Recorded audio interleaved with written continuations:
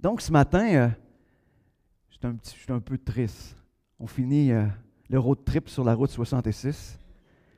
Aujourd'hui, c'est le 67e message. Aujourd'hui, c'est 2 ans plus tard. Imaginez.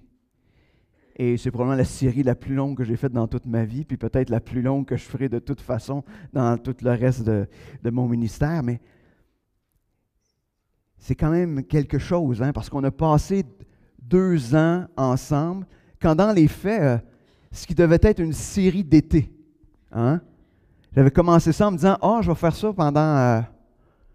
pendant l'été, puis on va continuer d'été en été, ce qui aurait pris à peu près 5-6 ans probablement à faire le tour de toute la Bible. Mais non, finalement, je me suis pris au jeu, puis les gens qui étaient là, qui l'entendaient, avaient le goût qu'on continue. Alors, on arrive donc 2 ans plus tard. Mais qu'est-ce qu'on a fait à travers toutes ces semaines et ces années-là, je pourrais dire? Hein? On a découvert que Dieu était là. On a découvert que Jésus était présent de la création jusqu'à l'Apocalypse qu'on va voir aujourd'hui. On est interpellé à chercher Dieu en toute occasion, des occasions difficiles, mais aussi les moments de joie, à le chercher continuellement. Et mon but quand j'ai commencé cette série-là, je me suis dit, je veux que les gens deviennent des passionnés des Écritures.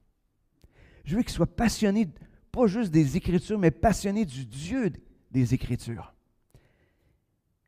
Parce que je sais que c'est un défi pour plusieurs d'ouvrir la parole de Dieu de manière régulière. Mais je me suis dit, on va passer au travers de livres qu'on ne veut pas trop lire. Tu sais, des fois, la Lévitique, hein, les Nombres, les Deutéronomes. Il y a une couple de livres qu'on dit, ou il y a certains livres qu'on aime bien, mais on réalise que, c'est quelques chapitres des fois dans le livre qu'on aime bien. Mais je voulais qu'on puisse découvrir la richesse de Dieu, la richesse de sa parole d'un couvert à l'autre. Et que chaque fois qu'on arrive dans un livre de la Bible, qu'on l'ouvre et on dit, je vais découvrir Dieu. Je vais connaître quelque chose de Dieu de plus que je ne sais pas. Et c'était le but. C'était le but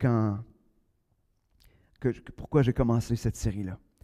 Puis je réalise, je dis, après, moi, je suis capable de faire le constat aussi de ces 2 ans de messages. Puis des fois, je me dis, j'aurais aimé transmettre mieux ce désir, cette passion-là pour Dieu, pour sa parole. Mais en même temps, c'est pas mon travail à moi. C'est le travail de l'Esprit. Puis c'est notre réponse, l'obéissance aussi à ce que Dieu nous montre dans la parole. Et ça, ça ne m'appartient pas. Mais j'aurais aimé encore plus transmettre cette passion-là. Donc, la seule chose qui reste à faire comme Église, souvent, c'est de prier. Prier les uns pour les autres, afin qu'on puisse devenir tous ensemble des passionnés de Dieu. Donc, avant juste d'entrer dans ce dernier message sur la route 66, ça fait comme un petit peu drôle. J'ai l'affiche chez nous de la route 66, là, qui est sur une annonce, une pancarte de route. Là, et sur mon... Là, je pense que je vais laisser encore là un petit peu de temps, juste par nostalgie peut-être, mais on va se tourner vers Dieu. Hein? Oui, le temps de faire un deuil. Je vais me donner au moins tout le reste, jusqu'à le reste de l'été, là, pour après ça. Mais on va se tourner vers Dieu. Seigneur, merci. Merci pour ce voyage qu'on a fait depuis le début, déjà depuis 2 ans, Seigneur. Mais Seigneur, merci surtout parce que tu t'es révélé à nous. Tu t'es révélé tel que tu es. Tu t'es révélé à travers ce que tu accomplis, Seigneur. Et Seigneur, ce matin, où on va terminer cette série, Seigneur, on veut encore une fois se rappeler que tu es le Dieu de toute éternité et que tout est dans ta main. Et Seigneur, peu importe les circonstances, la destination, elle est tellement merveilleuse. Alors Seigneur, on veut ce matin te rendre gloire pour ta parole, te remercier pour ta parole. Et Seigneur, que tu puisses nous conduire dans ce dernier parcours, ce dernier passage sur la route 66 dans le livre de l'Apocalypse. Merci Seigneur. Amen. Je vous avertis tout de suite, si vous pensiez que je mettrais à aborder les codes, les chiffres dans l'Apocalypse, puis que j'arriverais à tout vous défricher ça, vous allez être déçus. Déçus profondément. En un message, ça aurait été téméraire, mais je me suis dit, il y a quelque chose d'encore plus important qu'il faut faire ressortir dans le livre de l'Apocalypse. Mais ce livre-là, hein, c'est un livre unique dans la Bible. Ce genre d'écriture, ce genre on appelle ça de discours apocalyptique. Puis il n'y a rien qui ressemble à ça dans notre littérature contemporaine. C'était commun à l'époque, mais aujourd'hui, il n'y a plus ce genre. Oui, on a des affaires qui ont l'air apocalyptiques, mais on met ça dans les films. Tu as plusieurs choses marquées apocalypse dans des films, mais ça n'a rien à voir avec ce type de récit-là. Dans les faits, hein, c'est une révélation de Dieu, une vision symbolique qui révèle des faits célestes. C'est le contenu de ce livre-là. Il est difficile, oui, comme je disais tantôt, à aborder en un seul message. Puis, ça pourrait être tentant de dire on va l'aborder de manière intellectuelle. Mais ce serait très mal finir la route 66 parce qu'on ne l'a jamais faite depuis le début. Fait qu'on ne se mettra pas à sortir puis décortiquer de manière intellectuelle ce livre-là. Parce que depuis le début, hein, je dis qu'on étudie les Écritures afin d'être transformés par elles. Donc, on a besoin de se laisser transformer. Donc, on va ce matin, à travers ce livre-là, se laisser transformer. Donc, comme je vous disais, ça serait tentant de dire on va aller vers découvrir le sens caché des Écritures, de l'Apocalypse, mais on n'ira pas là. Parce que je pense que le but de Dieu était beaucoup plus simple que cela en écrivant le livre de l'Apocalypse. Et c'est ce qu'on va voir ce matin. Aussi, le livre de l'Apocalypse est une excellente conclusion parce qu'il nous présente les dimensions de Dieu dans tout ce qu'il est d'une manière incroyable. Certains buts qui étaient là dans l'Apocalypse, hein, le but de l'Apocalypse était de susciter l'adoration de Dieu. Il y a des images dans l'Apocalypse qui nous présentent le trône de Dieu, les gens qui l'adorent, les vieillards, tout le monde qui adore. Donc, il y a cette image qui nous pousse à l'adoration. Ce livre-là aussi est écrit pour quelque chose de fondamental, pour aider ceux qui souffraient pendant la persécution, parce que ce livre-là nous parle de ce Dieu qui est en contrôle de toutes choses. Et c'est ce qu'on va aborder aujourd'hui. Mais aussi, ce livre-là nous suscite la crainte de Dieu, une révérence de Dieu, parce que quand on lit ça, d'ailleurs, hein, on voit Jean qui tombe à genoux parce qu'il est vraiment il est dans la crainte, parce qu'il comprend la grandeur de ce Dieu-là. Mais aussi, ce livre-là, il nous émerveille face à toute la puissance de Dieu. Donc, il faut savoir au départ que l'Apocalypse a été donné à l'Église de l'époque, mais pour nous aujourd'hui, parce que ce qui est intéressant dans ce livre-là, il fait des prophéties, mais il dit, mais pas, scelle pas rien, là.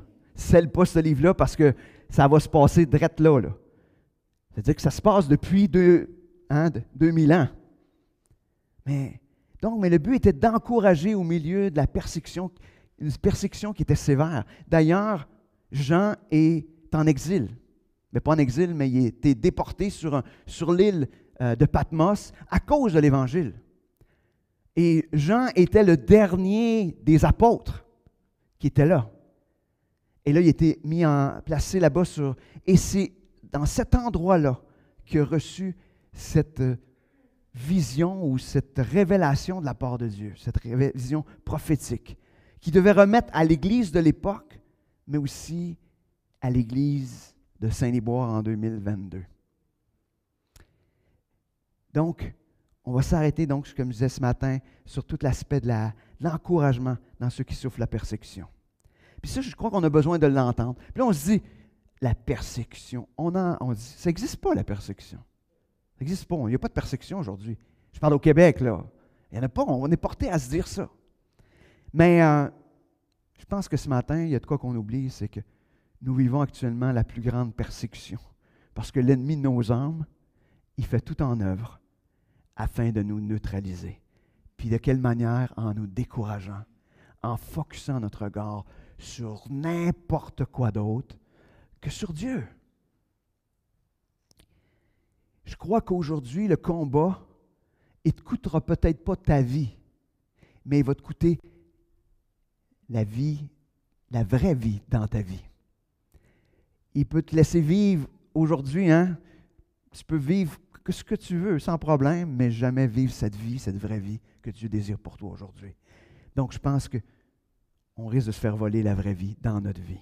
Donc, ce matin, on a besoin, nous aussi, d'être encouragés. Apocalypse 1, verset 5b au verset 8. On peut lire.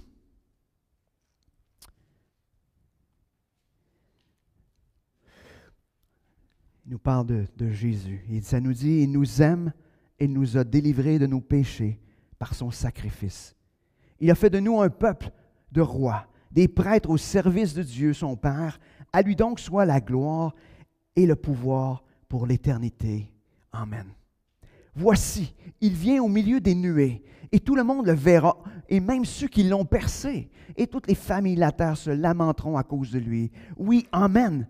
Moi, je suis l'alpha et l'oméga, dit le Seigneur Dieu, celui qui est, qui était et qui vient, le Tout-Puissant.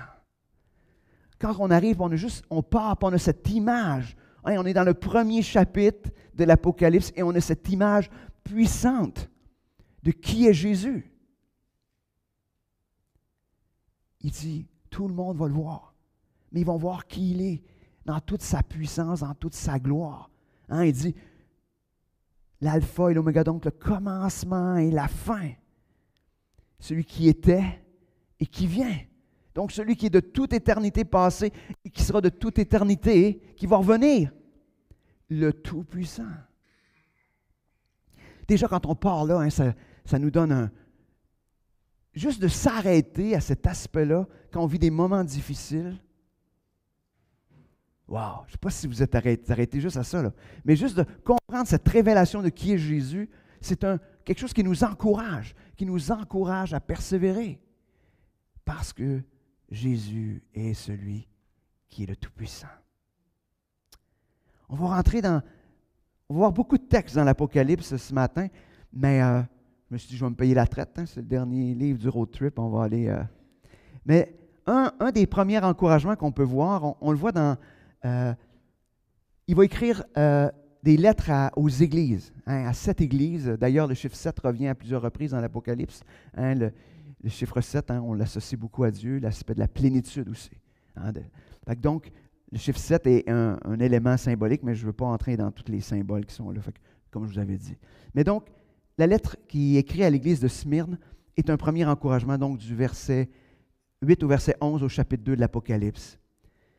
À l'ange de l'église de Smyrne, écrit, « Voici ce que dit celui qui est le premier et le dernier, celui qui était mort et qui est à nouveau vivant. » Encore une fois, on entend parler de Jésus, hein? Vous êtes d'accord avec moi?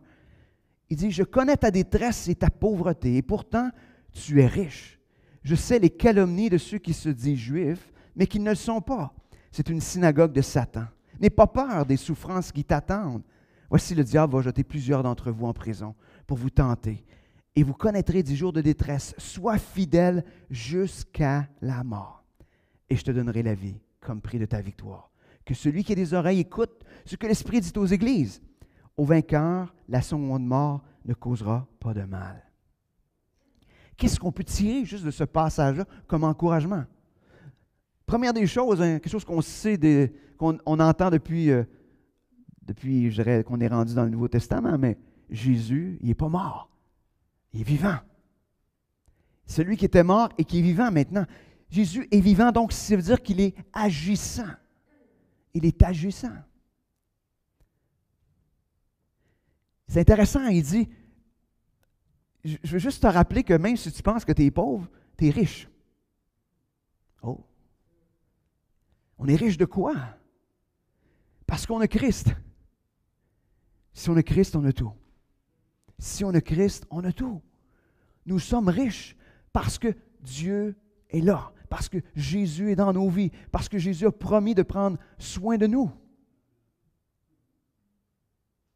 Tantôt, je m'en venais ici, puis je passais devant le parc, puis il y avait un papa avec deux de ses enfants, deux jeunes enfants. Un tout petit, puis l'autre, genre, il marchait, mais genre à l'étape où il marche pour courir partout, là, tu sais. Puis là, ce que je trouvais fascinant, c'est que celui qui courait, il changeait de balançoire, tu sais. Puis son père se levait, puis il allait dans l'autre balançoire. Puis il prenait lui qui ne marchait pas, puis il traînait dans ses bras. Mais Dieu, ça me faisait penser à l'image de ce que Dieu est, tu sais. C'est comme, peu importe qu'on court à gauche, à droite, tu sais, il va toujours être là. Il va toujours être là. Puis quand on est trop faible, ou trop petit, ou trop fragile, ben il nous transporte. Mais c'est cette image de cette... Quand on se sent démuni, on est riche parce que Jésus est là. Puis il a promis qu'il serait là. Il rappelle quelque chose qu'on ne veut pas entendre aujourd'hui. Mais il dit, n'ayez pas peur de la souffrance. Parce qu'elle fait partie de la vie chrétienne. Et ça, c'est tellement contre-productif aujourd'hui. Hey, si je dis aux gens, bon, la vie chrétienne, c'est une vie de souffrance. Ça vous tente-tu? Bienvenue. Mais de toute façon, la vie, il y a de la souffrance. Clairement. Puis, ceux qui disent, ah, pas de souffrance dans ma vie, bah, attends, ça va venir. Donne-toi quelques années, là, tu vois, la vie va te rappeler que oui, il y a des souffrances. Mais la vie chrétienne en ajoute d'autres. Parce que si on est passionné de Dieu, il y a toutes ces souffrances parce qu'il y a cette distance qu'on veut prendre avec le monde, avec les pensées du monde. Donc, ça nous place toujours en opposition avec tout ce qui se passe autour de nous. Et parce que ça nous place en opposition, c'est sûr que la souffrance va être là. La souffrance par le regard des autres, la souffrance par le discours des autres envers nous, la souffrance juste parce que on est déchiré intérieurement de cette distance des fois qui est là. Il nous rappelle aussi que non seulement il y a la souffrance, mais que la tentation va être au rendez-vous. Mais c'est le fun parce que Dieu ne cache rien. Hein? Souffrance, tentation. Jusque-là, ce n'est pas super gagnant. Mais il ne faut pas oublier le début. On est riche parce que Christ est là, parce qu'il est toujours présent, parce qu'il nous accompagne. Et ça vaut plus que tout. Et il nous interpelle à demeurer fidèles jusqu'à la mort. Wow! Fidèle jusqu'à la mort. Pas fidèle de temps en temps, mais fidèle continuellement, mais jusqu'à la mort. Comment peut-on être fidèle jusqu'à la mort? Par nos propres efforts? Non. On peut être fidèle jusqu'à la mort parce qu'on s'accroche à celui qui a été fidèle jusqu'à la mort sur la croix. Parce que lui était fidèle, il nous rend capables d'être fidèles et de faire face à tout ce qu'on va avoir devant nous. Et il dit en terminant, à ceux qui combattront jusqu'à la fin, Jésus promet la vie éternelle dans sa présence, tout simplement. Puis là, on n'est pas en train de te questionner sur le sauver, pas sauver, perte de salut. C'est pas ça que ça dit. Ce que c'est en train juste de nous dire, c'est celui qui va combattre parce qu'il va croire à ce qui est de plus précieux. Et c'est ça l'Évangile, c'est ça le salut. C'est de croire qu'on a reçu ce qui est de plus précieux. Et quand on a de quoi qui est précieux, on va se battre jusqu'à la mort. Hein? On va essayer de faire mal à un de vos enfants, vous allez voir. Hein? C'est ce qui va arriver. Hey boys, les dents vont sortir, hein? Puis plus que les dents, hein? D'ailleurs, tu sais, nos enfants, ils nous arrivent de quoi, puis c'est pas quelqu'un qui les a fait de quoi, mais il nous arrive de quoi, puis hein? Mais pourquoi? Parce qu'ils sont précieux. De même manière, si Christ est précieux pour nous, c'est comme, hey boys, hein? Le couteau entre les dents, hein? On dit, non, je vais combattre jusqu'à la fin. Mais ce Cette assurance qui dit, parce que tu vas avoir combattu, tu vas te retrouver dans ma présence. Puis ça vaut tout l'or du monde. Ça vaut des millions de fois plus que tout ce que tu auras perdu. Continuons dans ces encouragements-là. On ne passera pas toutes les lettres aux églises, mais on va en regarder au moins une autre. La lettre à l'église de Philadelphie, qu'on trouve dans l'Apocalypse 3, versets 7 à 13. À l'ange de l'église de Philadelphie écrit, « Voici ce que dit le Saint, le véritable, celui qui tient la clé de David, celui qui ouvre et nul ne peut fermer, qui ferme et nul ne peut ouvrir. Je connais ta conduite. Voici, j'ai ouvert devant toi une porte que nul ne peut fermer. Je le sais, tu n'as que peu de puissance. Tu as obéi à ma parole et tu ne m'as pas renié. Eh bien, je te donne des membres de la synagogue de Satan. Ils se disent juifs, mais ils ne sont pas. Ils mentent. Je les ferai venir se prosterner à tes pieds et reconnaître que moi, je t'ai aimé. Tu as gardé le commandement de persévérer que je t'ai donné. C'est pourquoi, à mon tour, je te garderai alors de l'épreuve qui va venir sur le monde entier pour éprouver tous les habitants de la terre. Je viens bientôt. Tiens ferme ce que tu as pour que personne ne te ravisse le prix de la victoire. Du vainqueur, je ferai un pilier dans le temple de mon Dieu et il n'en sortira plus jamais. Je graverai sur lui le nom de mon Dieu et celui de la ville de mon Dieu, la nouvelle Jérusalem qui descend du ciel d'auprès de mon Dieu, ainsi que mon nom nouveau, que celui qui a des oreilles écoute ce que l'Esprit dit aux églises. Regardons juste peut-être quelques encouragements de ce passage. Une chose qu'on sait tous, il dit au début, hein, c'est lui qui a la clé, donc c'est lui qui donne la vie éternelle. C'est Jésus qui donne la vie éternelle. Rappelons-nous cela. Et ça, on ne peut pas le perdre. Parce que lui, hein, quand il ouvre une porte, il ouvre une porte. Personne ne peut la fermer. Alors, imaginez, il y a cette garantie-là. Imaginez, devant nous se déploie la plus grande histoire. Mais nous, on connaît la fin du film. On connaît la fin. La fin, c'est de se retrouver dans sa présence glorieuse. On la connaît, la fin. La victoire, elle est assurée. Donc, il est celui qui donne la vie éternelle. Jésus aussi nous connaît. Comme je vous disais aussi, il est celui qui rouvre la porte. Et quand cette porte, elle est ouverte, personne ne peut la fermer. Jésus aussi, il est celui qui voit notre obéissance, qui voit notre humilité, qui voit notre fidélité. Jésus nous voit. Êtes-vous au courant de ça? Bien, parce qu'on est au courant, mais des fois, on oublie. Hein? Ouais, vous êtes-vous déjà juste arrêté à reviser votre journée, à la fin de la journée, vous dites, OK, Jésus m'a vu dans tout ce que j'ai fait aujourd'hui. Hein? Est-ce que vous êtes déjà... Je ne posez pas ces questions-là, vous autres. Il y a juste moi qui est assez troublé pour me les poser. Mais Jésus nous voit. Mais il voit dans ce qu'on est, dans la fidélité des petites choses, dans nos petites obéissances comme dans les grandes. Il nous voit. Il nous voit aussi quand on persévère au milieu de la souffrance, au milieu des épreuves. Il nous voit. Mais il n'est pas juste parce que des fois on dit « Ah, il nous voit, il voit juste mes mauvais coups. » Non, non, non. Hein, si vous pensez que c'est ça, vous n'avez pas lu le livre Doux et humble de cœur. Jésus, ce qu'il voit, c'est que quand les choses ne vont pas bien, ben, il est triste avec nous. Il va être là. Hein, comme je disais tantôt, ce papa qui trimbalait ce tout petit enfant qui n'était pas capable de marcher encore, mais c'est ce qu'il veut faire pour nous.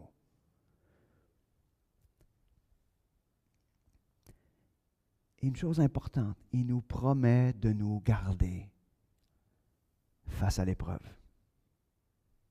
Et il nous promet de nous garder. Puis des fois, on se dit, non, c'est pas vrai, il ne me garde pas. Ben moi, je pense que des fois, il nous garde, c'est juste qu'on ne le regarde pas. Des fois, c'est ça le problème, c'est qu'il est là, comme il dit, hein. Mais des fois, on a juste les bras tendus ailleurs ou je ne sais pas trop où, là. Mais il est là. Il est là. Puis même des fois, on a pensé qu'il n'était pas là, puis à la fin de ce temps difficile, on dit, wow! Sûrement qu'il était là, hein, parce que je n'aurais pas passé au travers de ça. Là. Mais pendant tout le temps, on a douté qu'il nous avait abandonnés. Là. Mais quand on arrive à la fin, on dit, oh, wow, il était sûrement là parce que non. Non. Puis, si vous ne le croyez pas, j'osais avec des frères et sœurs, vous allez voir, ils vont vous en raconter plein de ces affaires-là. Là, tu sais.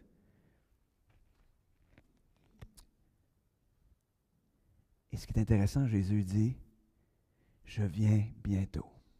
Garde courage. Je viens bientôt. Imaginez, il disait ça il y a 2000 ans. Il y en a qui doivent avoir dit, hey, le bientôt commence à être long. Mais je veux juste vous encourager. Nous autres, c'est encore plus vrai qu'eux autres. Hein? Ça fait 2000 ans qu'il a dit qu'il venait bientôt. Ça doit s'approcher. Ça doit s'en venir. Mais peu importe le temps. Peu importe. C'est un encouragement parce qu'on sait et c'est assuré qu'il s'en vient. Soit qu'on allait à sa rencontre ou soit qu'il lui vienne. Mais on est assuré de cela. Il termine même en disant, celui qui va persévérer, Dieu va en faire un pilier dans son temple. Je ne sais pas trop à quoi ça va ressembler. Là. Il y en a qui sont plus grands que d'autres, qui vont être des meilleurs piliers peut-être. Mais je pense que ce n'est pas de cette grandeur-là qui passe. Mais hein, ça veut dire, un pilier, ça veut dire quelqu'un qui va soutenir. Quelqu'un qui va avoir un impact aussi autour. Wow! Puis ça, là, ça n'a pas rapport avec... j'ai pas plus de chance d'être ce pilier-là parce que je suis debout en avant, tu sais. C'est pour tout le monde. Tout le monde peut être ce pilier-là. Ce qu'il dit, c'est celui qui va garder les yeux fixés sur Jésus au milieu de tous les moments difficiles. Hey boys, ce temps-là, je vous emmène vers 2-3 heures après-midi, fait que je vais essayer de faire différent. OK. Donc, troisième élément qui est un encouragement au milieu de la souffrance. On va voir ce que j'appelle la gloire du lion et l'honneur de l'agneau. Dans Apocalypse 5, versets 1 à 6.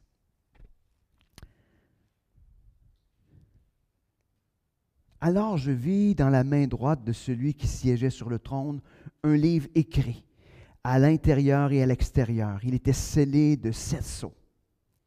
Je vis aussi un ange puissant qui proclamait d'une voix forte, « Qui est digne d'ouvrir le livre et d'en rompre les sceaux? » Mais personne, ni au ciel, ni sur la terre, ni sous la terre, n'était capable d'ouvrir le livre, ni de le lire. Je me mis à pleurer abondamment, parce qu'on ne trouvait personne qui fût digne d'ouvrir le livre et de le lire. Alors, l'un des vieillards me dit, « Ne pleure pas. Voici, il a remporté la victoire, le lion de la tribu de Juda, le rejeton de la racine de David, pour ouvrir le livre et ses 7 sceaux. » Alors, je vis au milieu du trône et des 4 êtres vivants et au milieu des vieillards un agneau qui se tenait debout. Il semblait avoir été égorgé. Il avait 7 cornes et 7 yeux, qui sont les 7 esprits de Dieu envoyés par toute la terre. Wow! Jésus nous est présenté à la fois comme ce lion vainqueur, ce lion qui a gagné la victoire. Et en même temps, quelle image contrastante! Il nous le présente comme l'agneau immolé ou l'agneau égorgé. Quel contraste de la puissance du lion et de la vulnérabilité de l'agneau. Mais parce qu'il est à la fois le vainqueur, qu'il est le lion, et qu'à la fois il est cet agneau immolé qui a accepté de payer de sa vie ce salut, imaginez. Quelle assurance ça peut nous donner au milieu de toutes les épreuves, de tous les moments de notre vie difficiles. Jésus est le roi vainqueur et il est aussi ce sauveur qui est l'agneau immolé. Et on a accès à lui. On a accès à lui. Il prend soin de nous. Il nous entoure. Il nous protège. Il nous aime. Wow!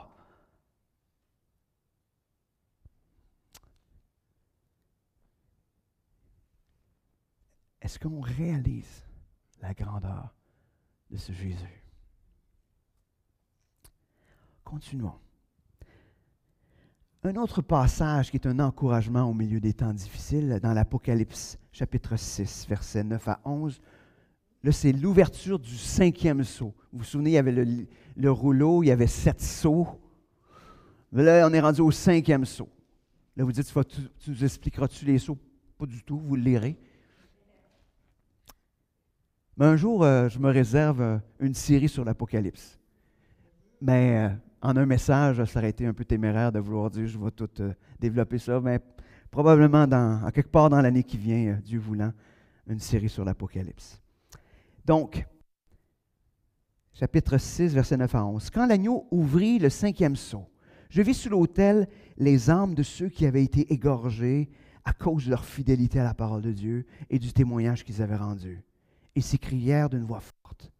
Maître saint et véritable, jusqu'à quand tarderas-tu à juger les habitants de la terre et à leur demander compte de notre mort?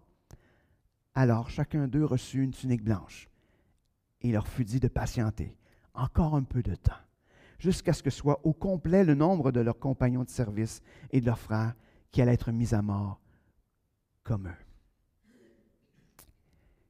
En quoi vous dites comment c'est encourageant? Mais moi, je trouve que c'est encourageant. C'est encourageant parce que c'est unique, c'est cette vie éternelle qui est revêtue, mais ça veut dire encore un peu de temps. On ne sait pas quand. Hein, c'est cette image du Dieu qui veut sauver, il voudrait que tout le monde soit sauvé, mais on ne sera pas tous sauvés, mais il en manque encore. Il en manque encore. Il ne revient pas encore parce qu'il en manque. Il en manque encore. Combien? Je ne sais pas. Lui, il sait. Mais il dit, sois patient, sois patient. Il y a un jour, toutes les autres vont être avec. Tous ceux qui ont été appelés seront là. Mais ça vient nous apporter ce réconfort, sachant qu'il faut être patient, ça s'en vient. Soyons patients, ça s'en vient.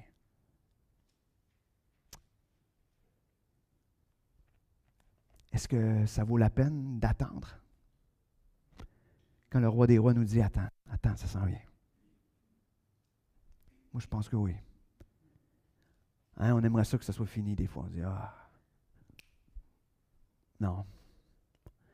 Hein, il y a Mme Luce qui attend en gare encore, là, tu sais, elle attend que le Seigneur vienne la chercher, mais elle a un billet, mais elle n'a pas la date dessus. Fait que, elle ne sait pas, la date est effacée, fait qu'elle attend. Mais on est tous un peu comme ça, on voudrait que ça se passe maintenant. Mais en même temps, si on est encore là, ça veut dire qu'on va avoir encore l'opportunité de voir des gens venir à Christ. Wow! Dans votre famille, dans votre entourage, vos amis, vous allez voir des gens venir à Christ. Ça, c'est pas une joie aussi? Oui, il va y avoir des temps difficiles, des épreuves. Oui. Hey, mais si ça me permet de voir mes enfants, tous ceux qui sont proches de moi venir à Christ, si ça me permet de voir mon voisin venir à Christ, wow! Hey! Moi, ça me tente. Merci Seigneur de me donner ce privilège-là, d'attendre.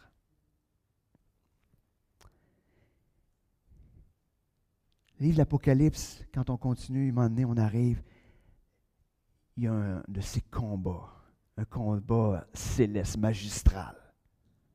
Et puis un jour, il va avoir cet appel aux noces de l'agneau. Et ça aussi, c'est un grand encouragement. On arrive dans l'Apocalypse, chapitre 19, versets 6 à 8. Chapitre 19, oui.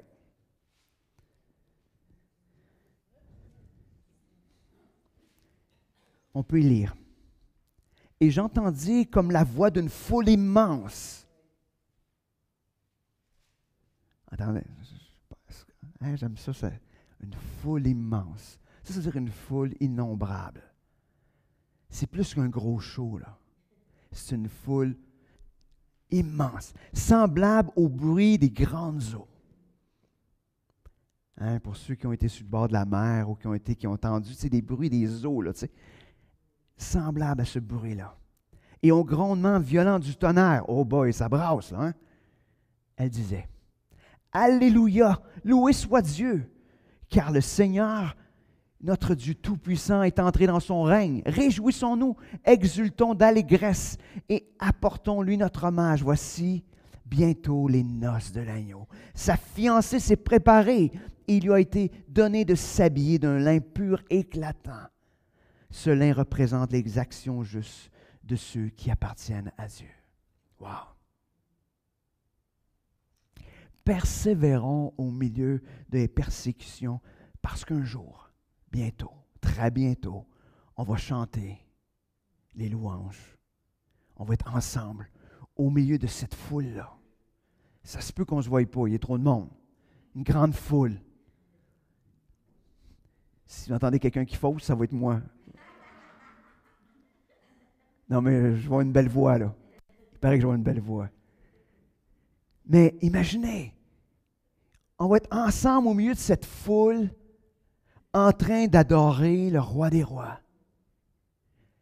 Et toute cette foule d'une seule voix va faire monter les louanges. Ça va faire comme un bruit de tonnerre, hein? Imaginez. Moi, juste d'y penser, c'est... hein? C'est comme... wow! Oui, bientôt, nous serons ensemble assis aux noces de l'agneau.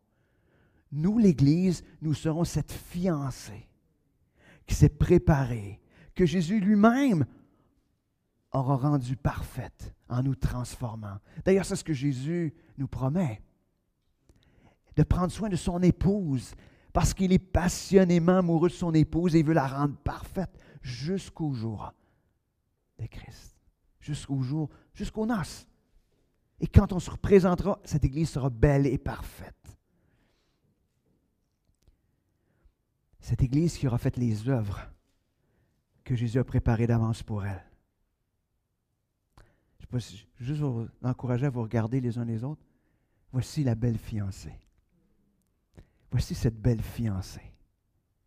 Wow! Moi, je suis fun, je la vois toute devant moi. Mais voici cette belle fiancée. Vous êtes gêné de vous regarder, hein? Hein? Elle n'est pas encore parfaite, là. Mais le Seigneur, il travaille fort. C'est ça qu'il veut. Il veut la rendre belle et parfaite.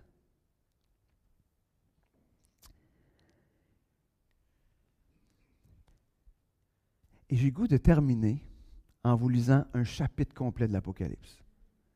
C'est rare, hein? Je me paye la traite. Je trouve que ça fait une belle conclusion. C'est d'ailleurs le dernier chapitre du livre de l'Apocalypse, Apocalypse 22. Il me semble qu'on ne peut pas faire autrement après avoir passé toutes ces semaines à travers les Écritures que de faire ce qui m'apparaît ce qui est le plus important. Se tourner vers les Écritures. Donc, Apocalypse 22. Vous êtes prêts? Finalement, l'ange me montra le fleuve de la vie, limpide comme le Christ, comme du cristal, qui jaillissait du trône de Dieu et de l'agneau. Au milieu de l'avenue de la ville, entre deux bras du fleuve, se trouve l'arbre de vie. Il produit 12 récoltes. Chaque mois, il porte son fruit. Ses feuilles servent à la guérison des nations. Juste vous rappeler, c'est l'arbre de vie qui était dans le jardin. Vous vous souvenez de ça? Puis ils ont été cherchés du jardin parce que justement, ils avaient péché puis ils ne voulaient pas qu'ils mangent de cet arbre de vie-là. Mais là, il revient. Il va être là. 12 récoltes, une fois par mois. J'ai juste envie de vous le rappeler. C'est juste intéressant de voir, on prend quelque chose qui était dans le début, dans la Genèse, et on se retrouve ici dans l'Apocalypse. Donc, il porte son fruit et ses feuilles servent à la guérison, à guérir les nations, excusez. Et il n'y aura plus aucune malédiction. Le trône de Dieu et de l'agneau sera dans la ville. Ses serviteurs lui rendront un culte. Ils verront sa face et porteront son nom sur leur front. Il n'y aura plus jamais de nuit. On n'aura donc plus besoin ni de la lumière d'une lampe, ni de celle du soleil, car le Seigneur Dieu répandra sur eux sa lumière. Ils régneront éternellement. L'ange me dit, ces paroles sont vraies et entièrement dignes de foi. Dieu le Seigneur qui a inspiré ses prophètes a envoyé son ange pour montrer à ses serviteurs ce qui doit arriver bientôt. Voici, dit Jésus, je viens bientôt. Heureux celui qui garde les paroles prophétiques de ce livre. Moi, Jean, j'ai entendu et vu tout cela. Et après avoir entendu et vu ces choses, je me prosternai aux pieds de l'ange qui me les avait montrées et j'allais l'adorer. OK. Non, me dit-il, ne fais pas cela. Je suis ton compagnon de service et celui de tes frères, les prophètes et de ceux qui obéissent aux paroles de ce livre. Adore Dieu. Voici la place où on met un clou dans tout le culte des anges. Je vais juste vous rappeler cela. Et il ajouta, ne tiens pas secrètes les paroles prophétiques de ce livre, car le temps de leur accomplissement est proche. Que celui qui commet le mal continue à mal agir, que celui qui est impur continue à s'adonner à l'impureté, mais que celui qui est juste continue à faire ce qui est juste, et que celui qui vit pour Dieu continue à vivre pour lui. Il était vraiment en train de parler d'une éminence. Oui, dit Jésus, je viens bientôt. J'apporte avec moi mes récompenses pour rendre à chacun ce qu'il aura fait. Je suis l'alpha, l'oméga, le premier, le dernier, le commencement et la fin. Heureux ceux qui lavent leurs vêtements, ils auront le droit de manger du fruit de l'arbre de vie et de franchir les portes de la ville. Mais dehors, les hommes ignobles, ceux qui pratiquent la magie, les débauchés, les meurtriers, ceux qui adorent des idoles et tous ceux qui aiment et pratiquent le mensonge. Moi, Jésus, j'ai envoyé mon ange pour rendre témoignage à ces vérités destinées aux églises. Je suis le rejeton de la racine de David, son descendant. C'est moi, l'étoile brillante du matin. Et l'esprit et l'épouse disent. L'épouse, c'est l'Église, hein? Okay. Viens, que celui qui entende ces paroles dise, viens, que celui qui a soif vienne, que celui qui veut de l'eau de la vie la reçoive gratuitement. Moi, je le déclare solennellement à tous ceux qui entendent les paroles prophétiques de ce livre. Si quelqu'un y ajoute quoi que ce soit, Dieu ajoutera à son sort les fléaux décrits dans ce livre. Si quelqu'un retranche quelque chose des paroles prophétiques de ce livre, Dieu lui ôtera tout droit à l'arbre de vie et à la ville sainte décrite dans ce livre. Le témoin qui affirme ces choses déclare, oui, je viens bientôt. Oh oui, qu'ils en soient ainsi. Viens Seigneur Jésus, que le Seigneur Jésus accorde sa grâce à tous. J'ai presque vous dire encore une fois, viens Seigneur Jésus, que le Seigneur Jésus accorde sa grâce à tous. Et nous, quand on arrive à la fin, puis qu'on lit tout cela, qu'est-ce qu'on choisit de faire? Est-ce qu'on est prêt à suivre le Seigneur des Seigneurs au milieu des combats, au milieu de cette vie, au milieu des persécutions, au milieu de tout ce qui sera facile ou difficile? Est-ce qu'on est prêt à le suivre? Est-ce qu'on est prêt à le suivre? Est-ce qu'on est de ceux qui sont là et qui disent, viens Seigneur Jésus, viens! Je crois que toutes les Écritures nous pointent vers cela. Et nos cœurs devraient être excités. Pas apeurés. Je suis triste quand les gens lisent l'Apocalypse et qu'ils sont apeurés. Oui, on doit avoir la crainte de Dieu, c'est clair. Mais apeurés, non. C'est le livre de la plus grande joie annoncée. Ça s'en vient. Le meilleur est à venir. Imaginez. Sur ce, prions. Seigneur Dieu, merci. Merci pour ta parole. Merci pour tous ces livres de la Genèse jusqu'à l'Apocalypse. Merci Seigneur de nous parler. Merci de nous encourager. Merci de nous fortifier. Merci de nous rappeler que, au milieu de cette vie qui est parfois difficile, tu nous rappelles que le meilleur est à venir. Tu nous rappelles que tu reviens bientôt. Et ce que tu nous promets est tellement glorieux. Ah oui, Seigneur, je vais te prier pour tous ceux qui ne te connaissent pas, Seigneur, qu'ils puissent connaître cette joie de recevoir l'invitation aux noces de l'agneau, afin qu'on puisse se réjouir ensemble, et qu'on puisse être ensemble en train d'élever nos louanges. Merci, merci Seigneur pour cette belle épouse que tu nous permets d'être ici ce matin.